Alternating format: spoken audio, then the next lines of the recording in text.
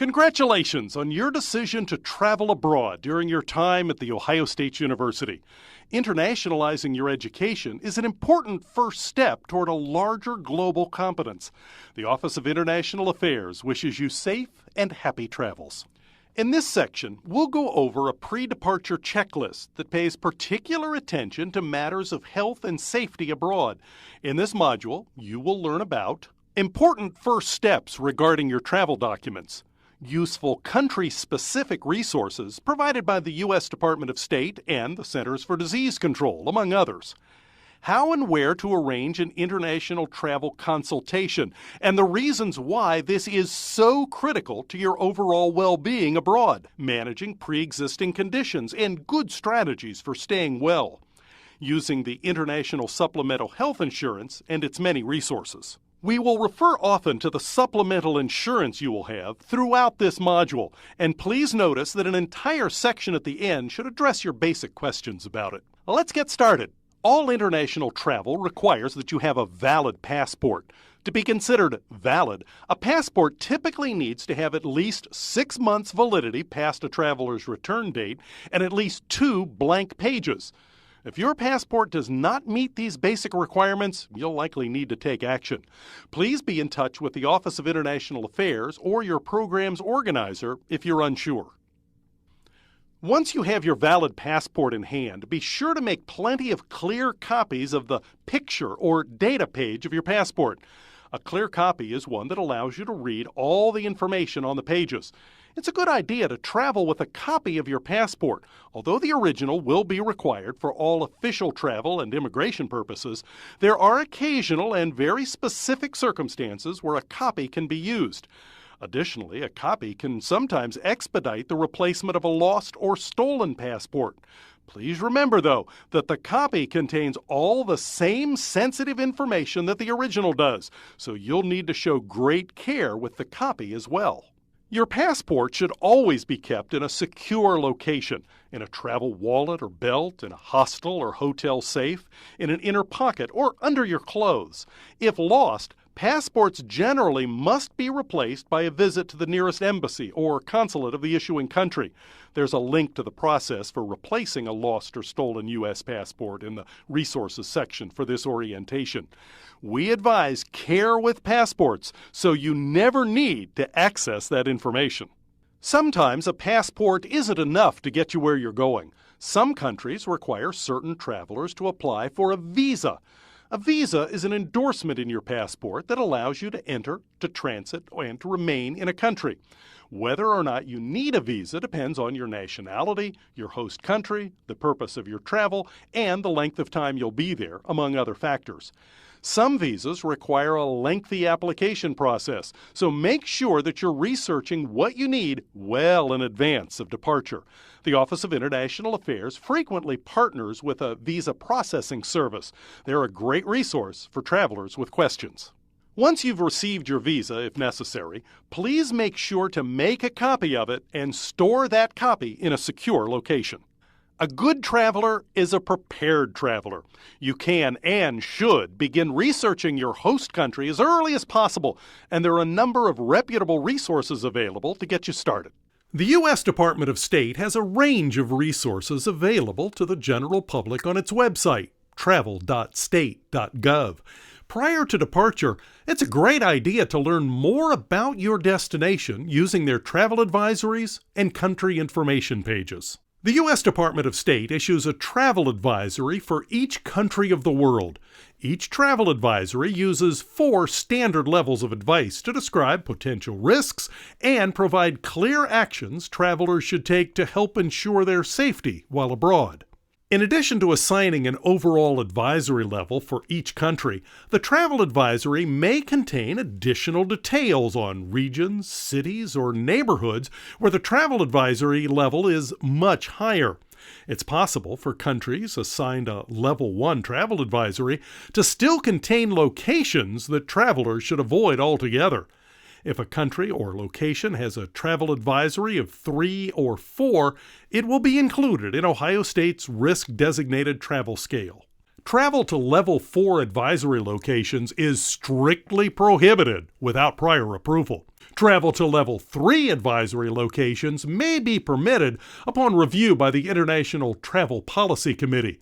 If you're traveling on an Ohio State program that contains travel to a Level 3 advisory area, ask your program specialist or a leader about the specific considerations and requirements that are in place for allowing the travel to proceed.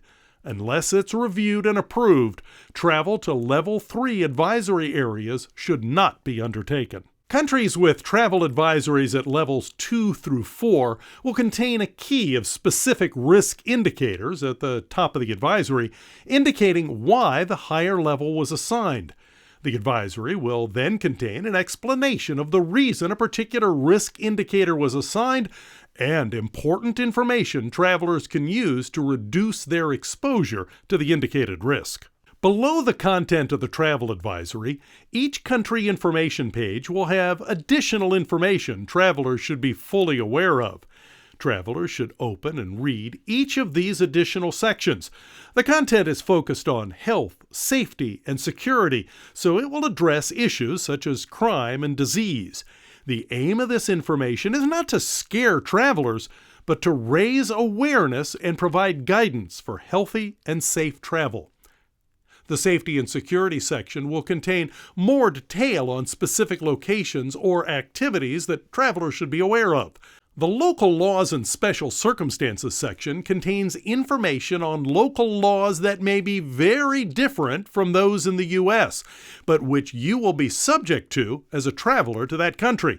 It may also contain important information on natural disasters or activities that may present varying risk abroad, such as swimming or hiking. The health section may include information on the standard of local medical care, access or restrictions to prescription medications, or exposure to certain diseases or environmental factors such as high altitude. The Travel and Transportation section may include types of local transportation to use or avoid, specific guidance when selecting transportation, and routes that may have specific risks. Keep in mind that transportation and traffic incidents present the most significant risk to travelers abroad, far more than terrorism, disease, or natural disaster. Understanding and respecting how traffic operates and making wise decisions on which forms of transportation to use or avoid is a significant factor in personal safety. In addition to country information pages, the U.S. Department of State has also created a number of specific resource pages, including one specifically designed for U.S. students traveling abroad. There are also pages with advice for faith-based travelers, LGBTI travelers, women travelers, travelers with disabilities, and other populations. Information on a particular country can change while you're abroad. In these instances, you'll want to be aware of safety or security updates from the local U.S. Embassy or consulate. In order to stay up to date, all travelers are advised to enroll in STEP, or the U.S. Department of State Smart Traveler Enrollment Program. Travelers enrolled in STEP will receive updates on travel disruptions, as well as health and security alerts directly from the local embassy. Take the time to enroll your travel today.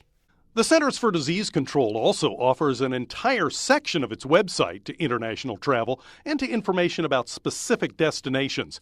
This website will outline recommended and required vaccines, health and safety tips, and health-related packing lists specific to your destination.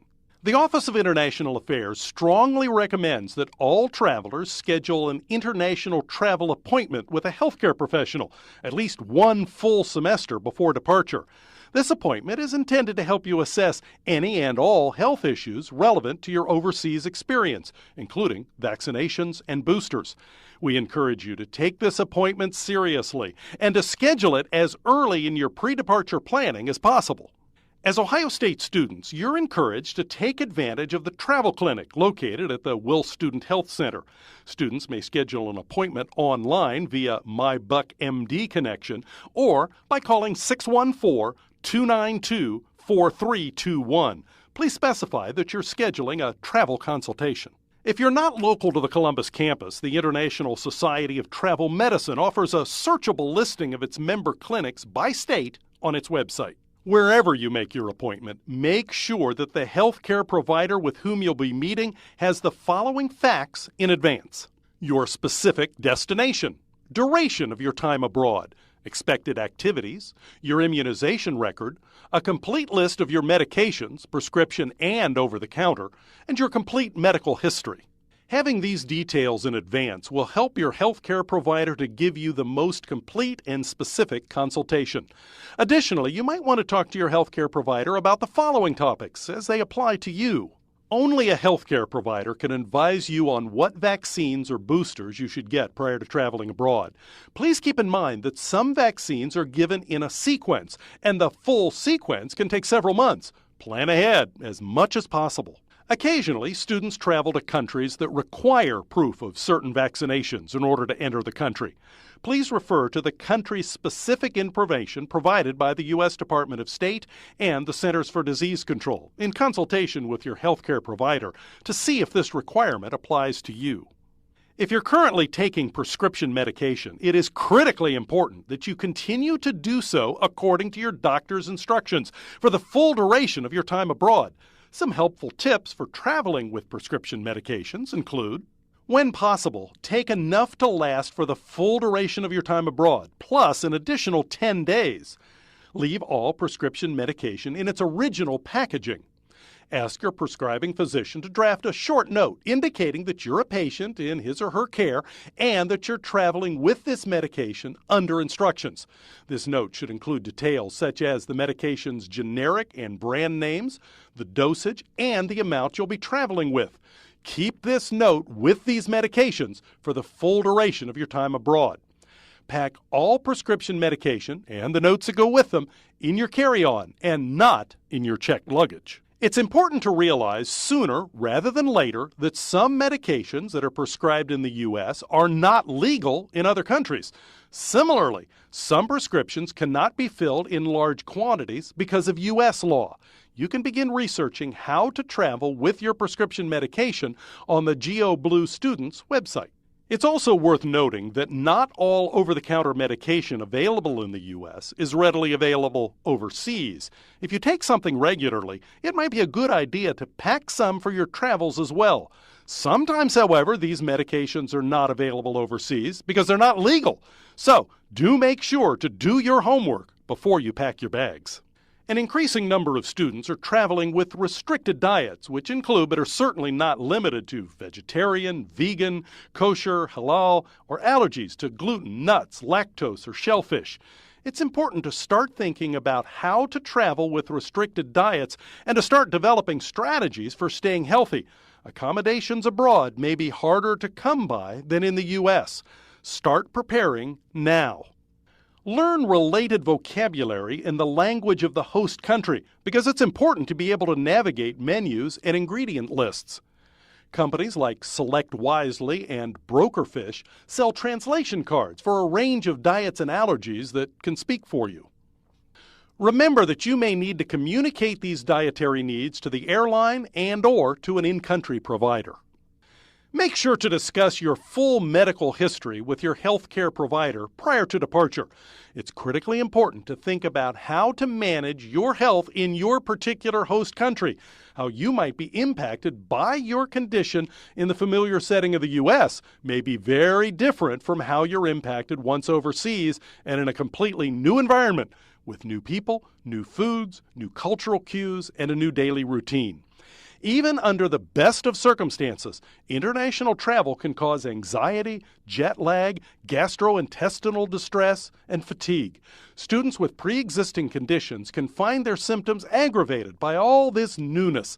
In consultation with your healthcare provider, make sure that you identify any triggers that you might have and think about ways to minimize their impact in this new context. Research the destination dashboard provided by GeoBlue Students to see what doctors and specialists will be in the area who can help if needed. Activate or reactivate a file with Student Life Disability Services. Act as your own best advocate. If something is wrong, speak up. Any student traveling under the auspices of The Ohio State University is required to carry supplemental international health insurance.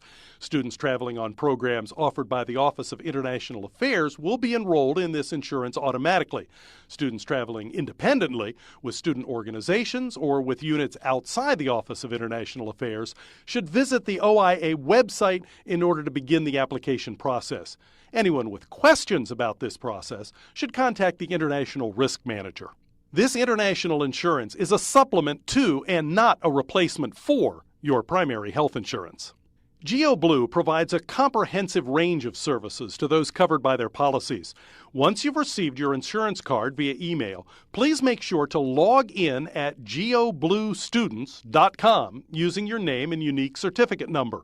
Once logged in, you can customize a personal page for your travel that will allow you to create a destination dashboard with customized health and travel security information for your travel destinations. Identify access to doctors, hospitals, and pharmacies in or near your overseas destinations. Pre-schedule appointments with local medical providers to manage your health. Access translation and equivalency guides for prescription drugs, medical phrases, and medical terms. View security travel profiles for your country, as well as most capitals and major cities. Find local emergency contact numbers and directory information for embassies and consulates. Set personalized news alerts for health and safety news updates from GeoBlue. These benefits clearly illustrate just how well this supplemental insurance will start taking care of you from the moment of your enrollment. Make sure that you look into the full scope of their services. This health and safety module has outlined some of the major ways that you can start preparing for your time abroad. As you've clearly seen, the preparation for a study abroad experience is more than packing lists and organizing a group on social media, although those are important too. Use this time to start thinking about the best ways you can take care of yourself in a new environment. To help, we've created an entire website that includes the topics discussed previously. Please take a moment to complete the quiz for Module 1.